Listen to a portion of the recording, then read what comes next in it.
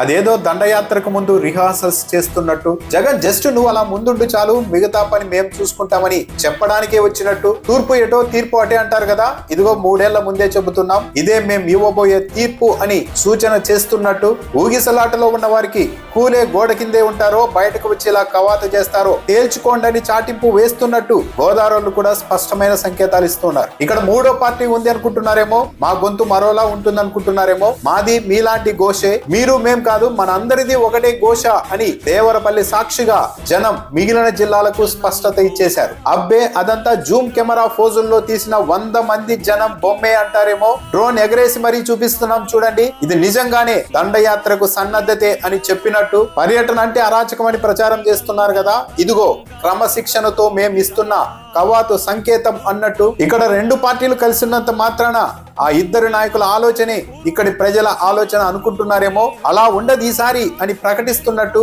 ఒక్క ఛాన్స్ ఇచ్చింది వైఎస్ జగన్ కి కాదు, మీకే, ఇక ఆ ఛాయిస్ కూడా మీకు లేదని కూటమి పెద్దలకు చెప్పడానికే బయలుదేరి వచ్చినట్టు దేవరపల్లి సాక్షిగా జనం మూడు కనిపించింది. కూటమి పెద్దలు మారుతారని ఇంకా ఎదురు చూడడం ఇక క్షమార్హం కాదని నిర్ధారించినట్టు జనం కదిలి వచ్చారు. ఈ వేవ్ చూసిన తర్వాత కూడా ఇదంతా తరలించిన మంది అనుకుంటే అది మీ కర్మే అని చెప్పేశారు ప్రజలు. మీరు ఇంకా జగన్ పర్యటనలో రఫా పోస్టర్ల మీదే కబుర్లు రాస్తూ ఉండండి, మేం మిమ్మల్ని రఫాడించేందుకు సిద్ధమైపోయామని మీడియాకు సంకేతాలు ఇచ్చినట్టుగా ఉంది. తొలుత రాయలసీమే కదా అనుకున్నారు, ఆ తర్వాత నెల్లూరు ప్రకాశం, గ్రేటర్ రాయలసీమ కదా అన్నారు, ఆ తర్వాత గుంటూరు ఉత్తరాంధ్ర, ఇప్పుడు గోదావరి జిల్లాలు కూడా.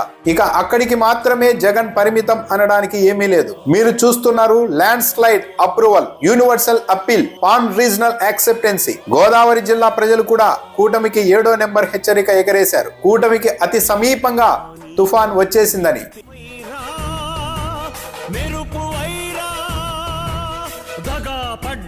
పేద బిడ్డ ఎత్తరా గొంతెత్తరా, గాయపడ్డ ఆడబిడ్డ శక్తివై దండెత్తిరా, మన పార్టీ వైఎస్ఆర్.